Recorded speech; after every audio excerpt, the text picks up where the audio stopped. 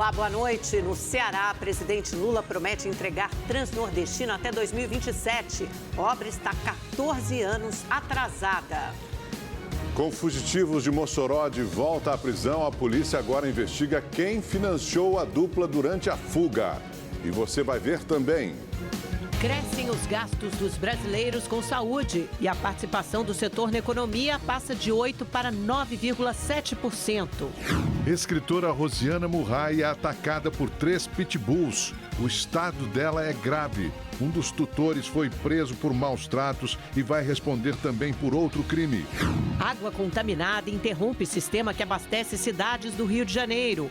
O governo cria força-tarefa para resolver a situação.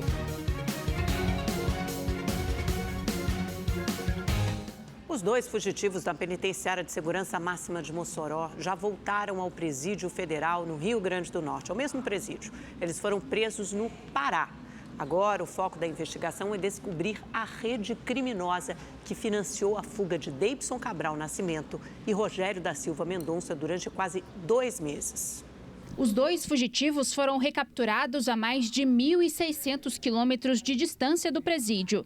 Agentes da Polícia Federal e da Polícia Rodoviária Federal acompanharam o deslocamento dos detentos, que chegaram a Mossoró durante a madrugada. Os 2 vão ficar em celas e locais separados. De acordo com a Secretaria Nacional de Políticas Penitenciárias, o presídio teve os procedimentos de segurança reforçados. Além disso, foi autorizada a contratação de 76 novos agentes para os 5 presídios federais. E a Secretaria também iniciou a construção de muralhas e outras obras de reforço na segurança das unidades. Trocamos a iluminação, os problemas de iluminação, as câmeras foram adquiridas, estão sendo instaladas à medida que chegam dos fornecedores. São 10 mil câmeras que foram adquiridas já recentemente. Parte delas vão trocar e vão reforçar todo o parque de monitoramento das unidades que compõem o sistema penitenciário federal. Procedimentos foram reforçados.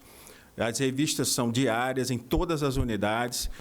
Os problemas estruturais que foram apontados foram corrigidos. A operação para a recaptura durou 51 dias e custou mais de 6 milhões de reais. Mais da metade para ações da Polícia Rodoviária Federal. A Força Nacional gastou quase 1,5 milhão e a Polícia Federal e a Força Penal Nacional gastaram mais de 600 mil cada. Hoje o governo demitiu definitivamente o diretor da Penitenciária Federal de Mossoró, Humberto Gleidson Fontinelli Alencar. A portaria foi publicada no Diário Oficial da União. Alencar estava afastado da unidade desde o dia 14 de fevereiro, quando os detentos escaparam.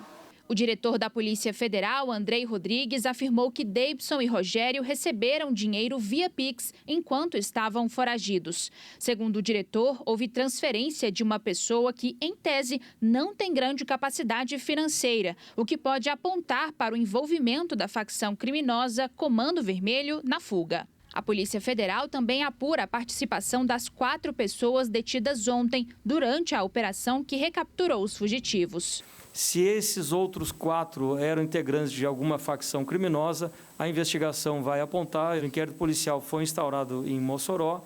Agora, além do inquérito policial, onde essas pessoas serão também responsabilizadas, indiciadas pelos crimes que estão cometendo, também responderão pelo flagrante na circunscrição local de Marabá, em razão de armas e da próprio apoio à fuga desses cidadãos que saíram da penitenciária de Mossoró. Um parecer do Ministério Público afirma que a mãe do condutor da Porsche que matou um motorista de aplicativo no acidente de trânsito na zona leste de São Paulo, ela tentou atrapalhar as investigações ao retirar o filho do local do acidente. A repórter Estela Freitas traz as novidades do caso ao vivo para a gente. Boa noite para você, Estela. Você está em frente à delegacia que investiga o caso, né? Nos conte os detalhes disso. Oi, Augusto, uma boa noite a você, boa noite a todos. Olha, de acordo com o Ministério Público, Daniela Cristina de Medeiros Andrade, a mãe do motorista da Porsche, tentou atrapalhar as investigações, desrespeitando as solicitações policiais no momento do flagrante do crime. Segundo a polícia, a mãe tentou tirar o filho ali do local do acidente, dizendo que o levaria ao hospital. Porém, no momento em que os agentes foram até lá para tentar fazer o teste de bafômetro, viram que ele não deu entrada. O MP afirmou que a mãe do empresário Fernando Sastre Filho apresentou justificativas pouco críveis quando foi questionada por não ter levado o filho ao hospital e também por não ter atendido às ligações das autoridades. Ela ainda foi questionada pelo motivo de só ter se apresentado aqui à delegacia junto com o filho 30 horas depois do acidente, causando aí uma dúvida, uma especulação sobre uma tentativa de tentar afastar os indícios de embriaguez. E a delegacia segue com as investigações. Uma outra informação é de que o amigo de Fernando, que estava com ele na Porsche no momento do acidente, o Marcos Vinícius Rocha, ele está em coma induzido. Ele segue internado na UTI depois de ter feito uma cirurgia para a retirada do baço. E hoje, mais cedo, o secretário de Segurança Pública do Estado de São Paulo, Guilherme Derrite, falou sobre as apurações internas da Polícia Militar sobre a conduta dos agentes que atenderam à ocorrência. Vamos ouvir. A Polícia Militar está apurando se houve erro por parte dos policiais militares em permitir que ele fosse socorrido por familiares, E se houve erro, os policiais certamente vão responder por isso. Agora, o mais importante é que o indivíduo foi identificado, qualificado, vai responder por homicídio, aí cabe à justiça e nosso papel é oferecer todas as ferramentas para que ele responda criminalmente. Hoje, indígenas da aldeia do Jaraguá, na zona oeste de São Paulo, regularizaram a situação eleitoral em seu próprio território. Tirar o título de eleitor, regularizar a situação eleitoral e até simular uma votação pela primeira vez. Tudo isso faz parte do atendimento eleitoral itinerante do Tribunal Regional Eleitoral de São Paulo, que permite que integrantes de comunidades indígenas, quilombolas, caiçaras e moradores de localidades isoladas não percam um direito que é fundamental para qualquer cidadão: o voto. Nós temos pessoas que nunca tiraram o título, que estão fazendo pela primeira vez. Temos pessoas com multas eleitorais que estão sendo regularizadas também. Transferências, muitos eleitores de outros estados ou de outras cidades do estado que vêm aqui para São Paulo agora. Então aqui a gente faz toda a regularização do que for preciso, a gente faz. A aldeia Jaraguá, na zona oeste de São Paulo, foi uma das contempladas pelo projeto nesta semana. Estima-se que por aqui vivam mais de 1.000 indígenas de 8 aldeias diferentes. É muito importante o acompanhamento da FUNAI, da equipe da FUNAI junto com você, para passar orientação para a gente, para incentivar também esses pontos aí, É importante isso aí. Esta é a segunda ação organizada pelo TRE em parceria com a Fundação Nacional dos Povos Indígenas, a FUNAI. Ao todo, 1.639 pessoas foram beneficiadas pelo programa nos últimos 2 anos, em 107 comunidades do estado. E a partir do momento que a gente conseguiu estabelecer essa parceria, a gente percebeu que isso conseguiu disseminar de uma maneira muito maior nas comunidades, Muitos mais indígenas hoje conseguem ter acesso ao título, à transferência, já que o povo guarani é um povo que circula muito no território. A Silvia é casada com um indígena e vive na aldeia há 21 anos. Ela aproveitou a oportunidade para cadastrar a biometria. E é importante porque, principalmente para os jovens, que não tem, às vezes, oportunidade de ir até o lugar, Então, isso vindo até a gente, isso já mostra que é um interesse público e tendo essa visão aqui para a aldeia. Aqui para a aldeia é importante que muitos não tenham essa oportunidade. O combate ao câncer pode ganhar um aliado importante, mas de uma fonte bastante inusitada. Pesquisadores brasileiros descobriram que moléculas presentes no veneno da aranha caranguejeira podem matar células cancerígenas. Ao longo dos anos, animais como ratos, cobras, sapos e escorpiões ajudam no desenvolvimento de vacinas e medicamentos. Mas há 2 décadas foram as aranhas que passaram a ser alvo principal dos estudos neste laboratório do Instituto Butantan. Presentes no planeta há cerca de 350 milhões de anos, as aranhas despertam o interesse dos pesquisadores devido à sua resistência. Ao analisar o sangue e o veneno desses animais, eles descobriram substâncias que podem ser usadas no combate a doenças, como o câncer. Uma delas está sendo estudada aqui pelo Butantan e teria o poder de eliminar células cancerígenas sem provocar reações inflamatórias. Enquanto investigava propriedades do veneno da aranha para usá-las como antibiótico e no combate a fungos e bactérias, o pesquisador percebeu que poderia ir além. A gente estudou contra as células que provocam leucemia e vimos que ela tem atividade contra as células. E quando a gente fala em leucemia, a gente pensa uma coisa só. Existem várias linhagens de células leucêmicas, e algumas mais resistentes do que outras.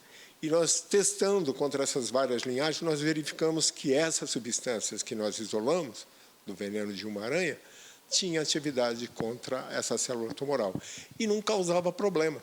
O grande trunfo da descoberta é a capacidade de fazer com que a célula cancerígena se autodestrua de forma controlada, sem causar uma reação inflamatória, diferente da grande parte dos medicamentos quimioterápicos disponíveis atualmente. Os testes em laboratório não terminaram e ainda precisam passar por outras etapas até os testes em animais e humanos. Até a metade desse ano a gente encerra toda essa parte inicial de testes laboratoriais com a esperança de conseguirmos fechar uma parceria para conseguir um financiamento de preferência aliado a parceiros, né? E a gente consiga iniciar os testes em animais necessários para que a gente possa vir mais para frente testar em seres humanos. Moradores e comerciantes do Centro Histórico de São Paulo voltaram a ficar sem energia nesta sexta-feira. Dessa vez foram quase 20 horas sem abastecimento elétrico. A sexta-feira foi de prejuízo para o comércio no entorno do Mercado Municipal de São Paulo. Essa loja de informática preparou uma ação para melhorar as vendas, mas sem o sinal da internet, tudo foi cancelado. Então, para a gente estar tirando o pedido de cliente, a gente precisa entrar pelo nosso celular. E às vezes, como está sem energia, a internet fica oscilando muito, né, a rede aqui do centro. Já que a gente estava trabalhando há mais de um mês, que a gente ia desenvolver hoje e amanhã na loja, e a gente não está conseguindo desenvolver porque não tem energia, não tem como tirar pedido. Segundo os comerciantes, funcionários da Enel têm feito obras frequentes na região desde o apagão no mês passado, que durou 2 semanas e afetou mais de 35 mil pessoas. Mas isso não impediu mais um dia perdido pela falta de energia. É muito ruim ficar sem energia. A gente depende da energia, depende da refrigeração das carnes, entendeu? Então, tem como trabalhar sem energia. Semana já faltou luz praticamente a semana toda. Agora, de ontem para cá foi pior, né? Faltou ontem, acho que não era nem 4 horas, umas 4 horas da tarde, até agora nada. Aí a gente tá aí, né? Parado, trabalhando praticamente aí 30%, né? Não dá para trabalhar. A Enel informou que regularizou o fornecimento no fim da manhã. Parte do abastecimento vem de geradores e as equipes continuam na região para fazer os reparos na rede elétrica. Segundo a concessionária, o problema foi causado por falha de equipamento, mas potencializado pelo furto de cabos. A empresa ainda disse que o sistema pode apresentar oscilações até a conclusão dos reparos. Por isso, tem comerciantes que buscaram outras alternativas para não ficar sem trabalhar. Eles colocaram um gerador deles na rua aqui. Só que esse gerador deles aí, eles colocaram, ficou pronto, era mais ou menos 1h da tarde. Só que de 1h até agora já parou 3 vezes na rua. E nós estamos com o nosso particular. Com os frequentes problemas, o prefeito de São Paulo, Ricardo Nunes, acionou o TCU e a Agência Nacional de Energia Elétrica em busca da rescisão de contrato da Enel. A concessionária foi multada hoje em R$12.900.000 pelo Procon. Em fevereiro, a ANEEL multou a empresa em R$168 milhões pelos problemas no abastecimento de energia, também no centro da capital paulista. Entre as infrações mais graves, a demora no restabelecimento do serviço na Santa Casa de Misericórdia. A companhia disse que já pagou parte do valor, mas que outras penalizações estão em fase de recurso. Quase 2 milhões de mesários devem trabalhar nas eleições municipais deste ano. A Justiça Eleitoral lançou uma campanha para incentivar a inscrição de voluntários. Mariana vai votar pela primeira vez. Ela aproveitou o atendimento itinerante do TRE na escola onde estuda para tirar o título de eleitor, fazer a biometria e a inscrição para ser mesária. Para mim é muito importante ter meios de ajudar a sociedade. E ser voluntário, principalmente como mesária, é uma maneira que eu consigo ajudar concretamente. Em Minas Gerais, as eleições municipais deste ano terão cerca de 210 mil mesários. Em todo o país serão quase 2 milhões. Os voluntários devem ser maiores de 18 anos e estar em situação regular com a Justiça Eleitoral. O mesário na eleição é de fundamental importância. É ele que vai organizar a sessão eleitoral, colocar a urna disposta de forma a que a urna não seja violada, ele que vai identificar as pessoas com seus documentos e habilitá-las a poder votar. A inscrição para ser mesário pode ser feita no site do TRE de cada estado ou pelo aplicativo do e-Título. O nome dos interessados vai para uma lista de voluntários e sempre que houver necessidade, a Justiça Eleitoral faz a convocação. Entre as vantagens oferecidas estão auxílio alimentação no dia da eleição e 2 dias de folga no trabalho para cada dia de votação. Com 18 anos, eu fui convocada. Na primeira eleição foi desafiadora, mas naquele momento eu vi uma possibilidade grande de poder contribuir, de fortalecer os pilares da democracia do nosso país, atuando ali no fortalecimento de um processo eleitoral. Mesmo com a experiência de várias eleições, a cada nova convocação, Érica precisa participar de um treinamento com orientações dos cartórios eleitorais. A cada eleição existe uma novidade. Talvez uma novidade tecnológica, talvez uma forma diferente de fazer a organização para otimizar o atendimento do cidadão. O primeiro turno das eleições para prefeitos e vereadores vai ser no dia 6 de outubro. O segundo turno está marcado para 27 de outubro.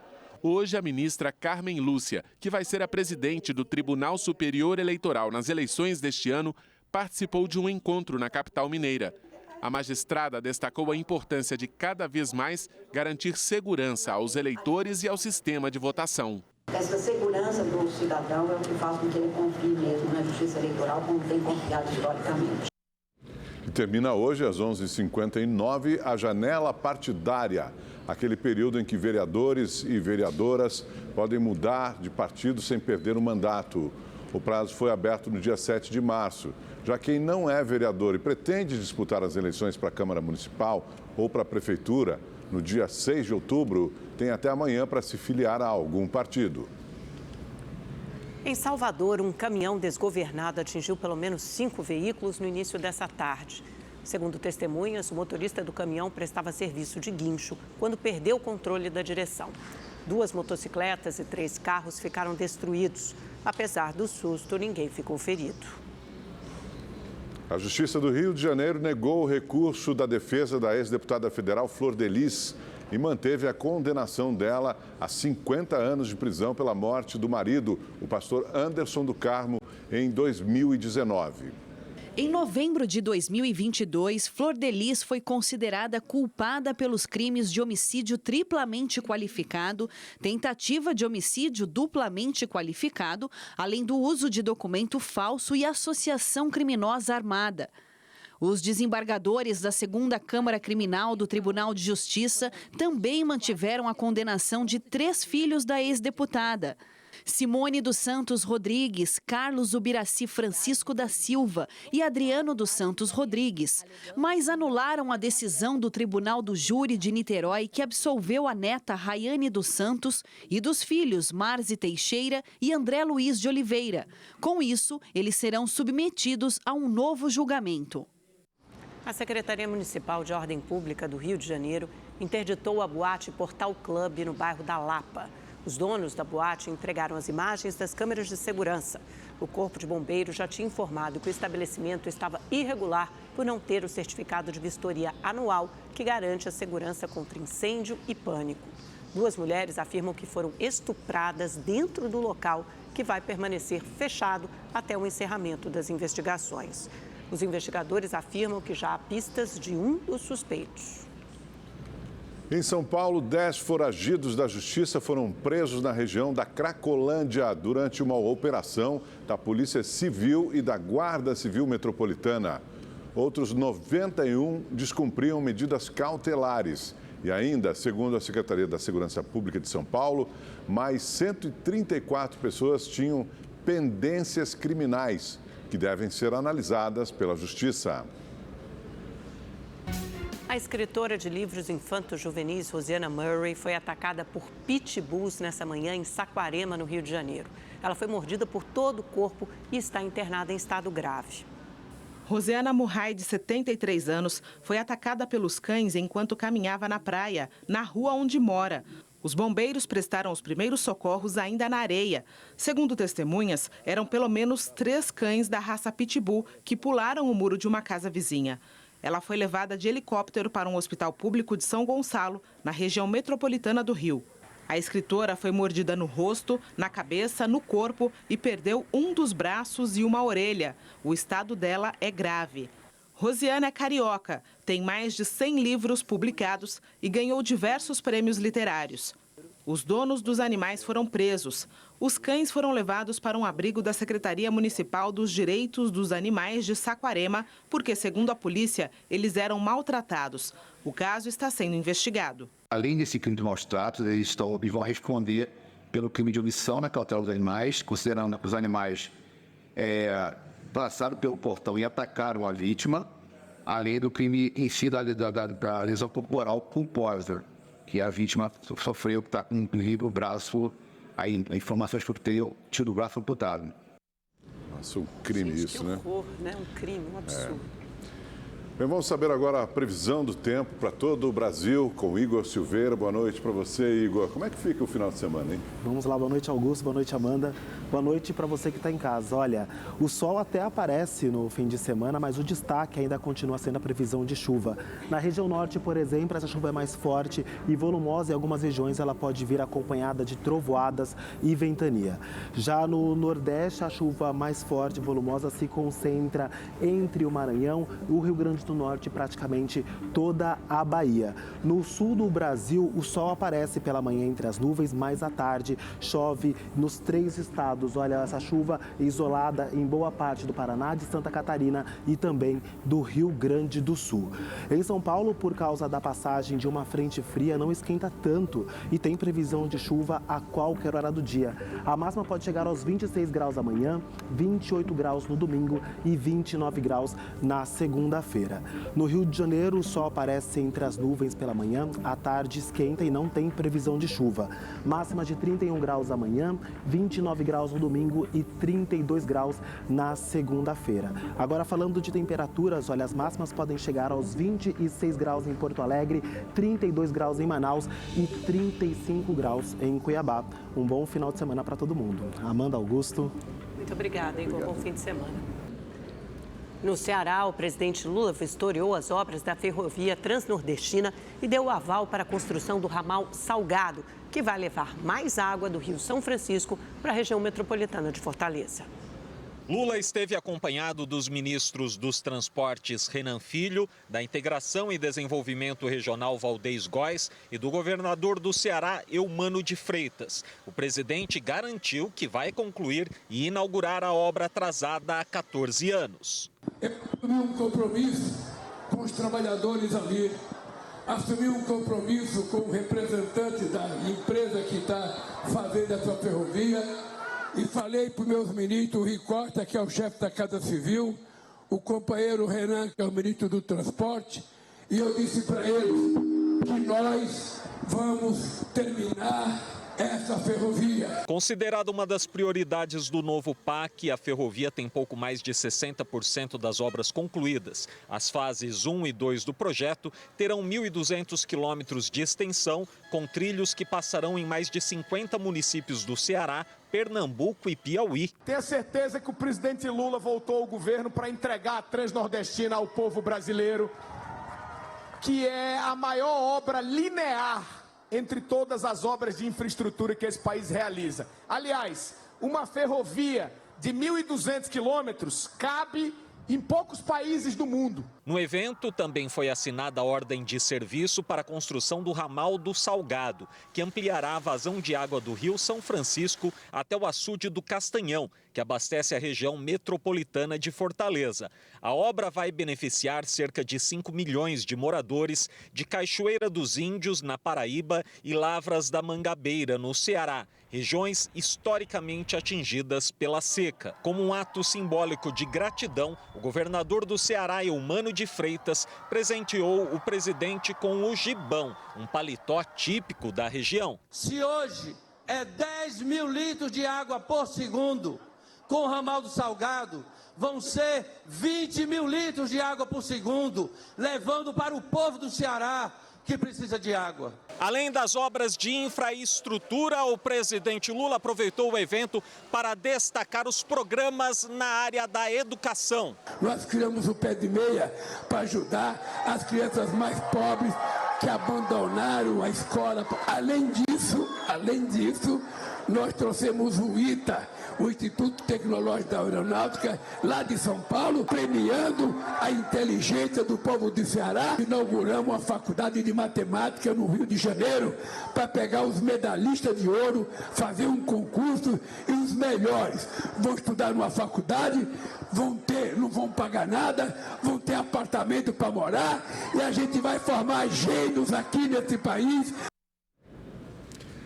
O presidente do Banco Central, Roberto Campos Neto, negou que tenha um candidato a sucessor para assumir o comando da instituição no ano que vem. A declaração foi dada durante um evento em São Paulo. O seminário Inovação, Usuários Ultraconectados e a Digitalização Econômica foi promovido pelo LEAD, um grupo de líderes empresariais. O evento reuniu nomes como Isaac Sidney, presidente da Febraban, Henrique Meirelles, ex-ministro da Fazenda, e Roberto Campos Neto, presidente do Banco Central.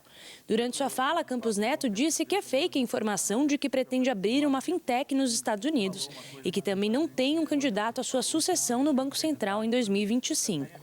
Não tem nenhum candidato, eu não deveria opinar sobre nenhum tipo de candidato. Isso é uma prerrogativa do governo, está na lei e eu vou fazer a transição suave independente do candidato que foi escolhido, então também é mais uma fake news. Roberto Campos Neto também comentou que o Open Finance, sistema de compartilhamento de informações de clientes entre instituições financeiras, já permitiu uma economia de mais de 6 milhões de reais em juros de cheque especial no Brasil. Ele mencionou ainda 3 pontos importantes para os avanços na agenda tecnológica da instituição: o PIX, a internacionalização da moeda e o DREX, moeda digital. Cerca de 2 milhões de pessoas estão sem água na região metropolitana do Rio de Janeiro, depois que um produto altamente tóxico foi encontrado na estação Umunana Laranjal. Vamos agora para Niterói, a cidade mais afetada pela contaminação, conversar ao vivo com a repórter Natália Fonseca. Oi, Natália, boa noite. Como é que está a situação por aí? Boa noite, Amanda, Augusto, boa noite a todos. Aqui em Niterói e em municípios próximos, o abastecimento foi suspenso e sem previsão de retorno. Cerca de 1.700.000 pessoas são afetadas com isso. A recomendação, portanto, é economizar água. Foi encontrado tolueno no rio Guapiaçu, um material extremamente tóxico. O produto foi identificado em uma área próxima a um ponto de captação da estação de tratamento, onde existe um oleoduto da Petrobras. A estatal esclareceu que o duto nunca entrou em operação e que a substância química não é usada. Agora, os peritos ainda tentam identificar de onde veio o produto. A concessionária Águas de Niterói disse ainda que não há risco da população ter recebido água imprópria para consumo, porque o fornecimento foi interrompido a tempo. O governo criou uma força-tarefa para resolver o problema o mais rápido possível. A mobilização envolve as secretarias de Estado, do Ambiente e Sustentabilidade, da Polícia Civil, da Polícia Militar, o Instituto Estadual do Ambiente, a SEDAI, a Petrobras e as concessionárias Águas do Brasil e Águas do Rio. A situação continua complicada na região. São mais de 60 horas de suspensão do abastecimento. Hoje, nos supermercados, foi uma corrida em busca de água mineral. Vamos ver na reportagem. A todo momento, funcionários deste supermercado de Niterói, na região metropolitana do Rio, precisavam repor o estoque de água nas prateleiras. Não é só para beber, tem água para fazer comida também. No fim da madrugada de quarta-feira, foi detectada uma contaminação do sistema Imunana Laranjal, que abastece os municípios de Niterói, São Gonçalo, Itaboraí e parte de Maricá, na região metropolitana, além da ilha de Paquetá, na capital fluminense. O tolueno, usado na fabricação de gasolina, solventes e tintas, é altamente tóxico. Cerca de 2 milhões de pessoas foram afetadas com a falta de água. Nas casas e no comércio, onde a cisterna já esvaziou, carros-pipa foram enviados para fazer o abastecimento. Hoje de manhã, técnicos do Instituto Estadual do Ambiente estiveram no Rio Guapiaçu, no município de Guapimirim. A SEDAI, Companhia Estadual de Água e Esgoto, responsável pela captação, decidiu fazer a coleta e análise da água de hora em hora, para ter o controle da quantidade do poluente. O Ministério do Trabalho incluiu 248 empregadores na chamada lista suja do combate ao trabalho análogo à escravidão. Essa foi a maior inclusão já registrada na história. A atividade econômica com maior número de empregadores irregulares foi o trabalho doméstico, com 43 empregadores inscritos na lista. E em seguida vem a produção de café, com 27. A pecuária tem 22. A chamada lista suja agora conta com 654 nomes de empresas e pessoas físicas. O Ministério do Trabalho voltou a afirmar que o esforço para erradicar as formas modernas de escravidão é prioridade no Brasil. No Ceará, uma confusão generalizada paralisou uma assembleia de professores do estado. A briga começou depois que docentes e representantes do sindicato da categoria não entraram em acordo sobre uma possível greve. Além de empurrões, professores levaram cadeiradas. Membros do sindicato precisaram da ajuda de seguranças para sair do local. Apesar da cena, ninguém ficou ferido. 1/3 dos gastos das famílias com saúde foi com medicamentos em 2021. Isso é o que aponta um levantamento divulgado hoje pelo IBGE. Metade da renda do seu José, de 83 anos, e da dona Carmelita, de 81, vai para a compra de medicamentos. Um gasto que não tem como evitar. Tem que tomar, né? Tem que administrar direitinho, né? Não gastar com outras coisas, né? A situação de seu José e de dona Carmelita se repete com a maioria dos brasileiros. Um levantamento realizado pelo IBGE constatou que em 2021 os brasileiros gastaram mais de 168 bilhões de reais em medicamentos e quase 500 bilhões em saúde em geral. Quando se soma o que foi gasto pelas famílias e pelo governo com saúde em 2021, o valor representa o equivalente a 9,7% do PIB, um aumento em relação a 2020, quando os gastos foram de 8%. Segundo o IBGE, o aumento ocorre em meio ao envelhecimento da população brasileira e também à incorporação de novas tecnologias em procedimentos de saúde. Então, em 2021, com a retomada de alguns procedimentos, a gente tem um crescimento de consumo, E isso também inclui o aumento de consumo de medicamentos. A Secretaria Estadual de Saúde do Rio de Janeiro confirmou os 2 primeiros casos de dengue do tipo 3 neste ano. Uma mulher de 39 anos, moradora de Paraty, no litoral sul fluminense. Também uma criança de 1 ano, moradora de Maricá, na região metropolitana. Elas receberam tratamento e passam bem. As prefeituras ainda investigam se as contaminações aconteceram dentro ou fora dos municípios. O estado do Rio não registrava a dengue do tipo 3 desde 2007. Muito obrigada pela sua companhia. O Rede TV News fica por aqui. Tenha um ótimo fim de semana. Amanhã um pouquinho mais tarde, a partir das 9h30 da noite. Até lá. Uma boa noite para você.